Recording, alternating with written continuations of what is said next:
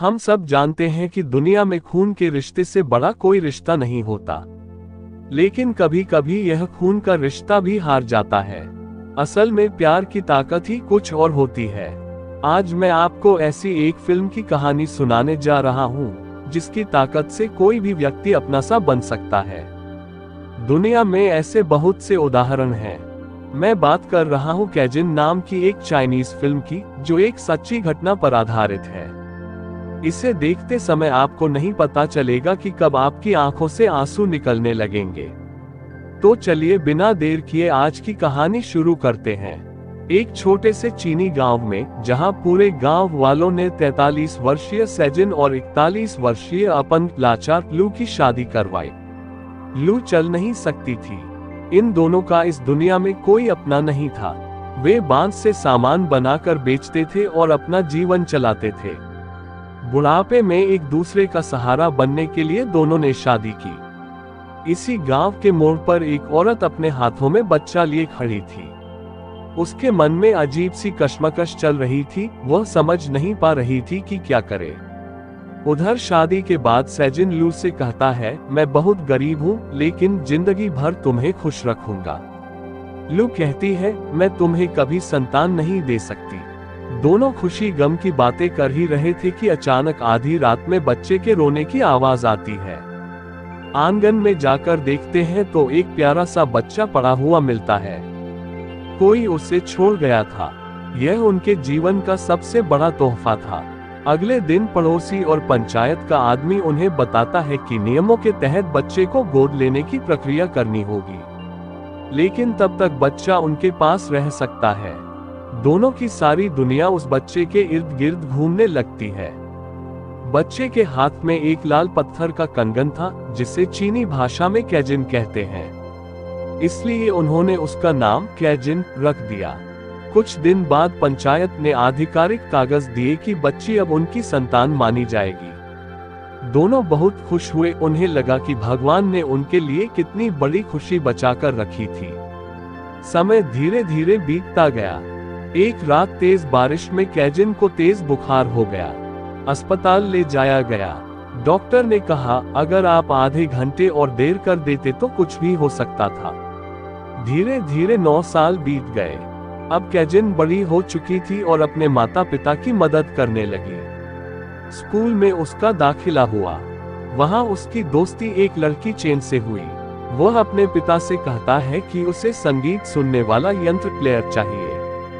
हर माता पिता की तरह सेजिन भी अपनी बेटी की इच्छा पूरी करना चाहता है, लेकिन किस्मत को कुछ और ही मंजूर था। एक दिन बारिश में सामान बेचकर लौटते समय सेजिन साइकिल से फिसल जाता है और उसका पैर बुरी तरह चोटिल हो जाता है।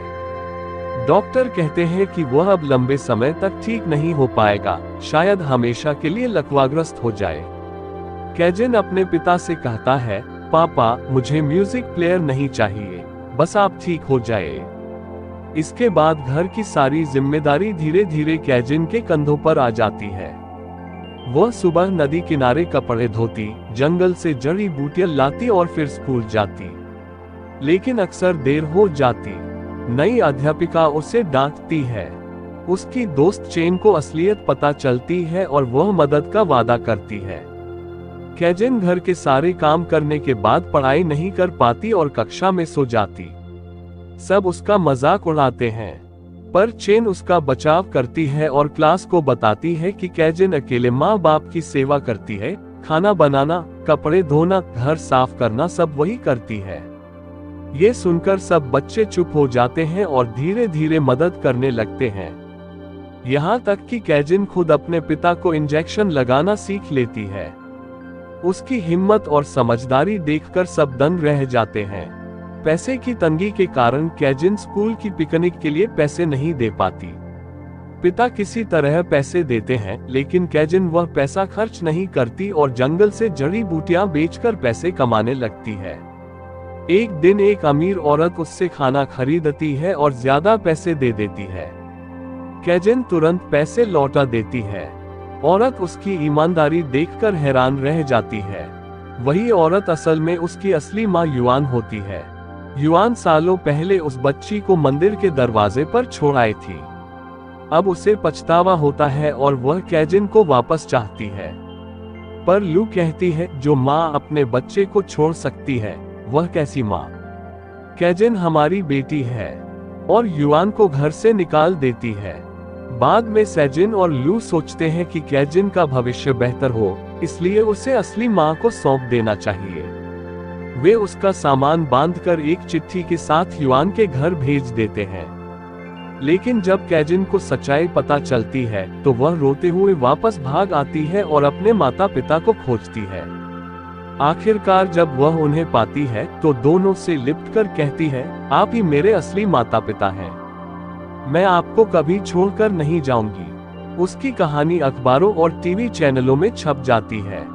लोग दूर दराज से मदद भेजने लगते हैं। इंडोनेशिया और अमेरिका तक से सहायता आती है।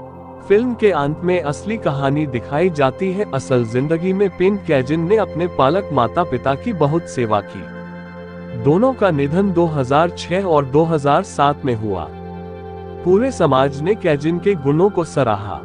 उससे ग्वांगडोंग की टॉप 10 न्यूज मेकअप और नेशनल एथिकल मॉडल जैसी उपाधियां मिली। 2010 में पेन कैजिन को ग्वांगझो एशियन गेम्स में मशाल लेकर दौड़ने का सम्मान मिला। दोस्तों, कैसी लगी आपको आज की कहानी? फिर मिलेंगे एक नई कहानी के साथ। तब तक खुश रहिए।